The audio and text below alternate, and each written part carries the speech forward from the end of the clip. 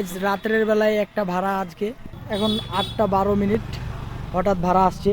তো এখন আমরা মালটাল সব নিয়ে যাচ্ছি। আমরা এখন জাদরনি বাজার পার হলাম, এটা ভাড়া যাচ্ছে ঘূর্ণিয়া। সো গাইজ দেখতে থাকো, আমরা ওখানে যাই কিছুটা ভিডিও করে দেখাবো এবং সাউন্ড চেক দেখাবো, কেমন লাগে আপনাদেরকে অবশ্যই জানাবেন।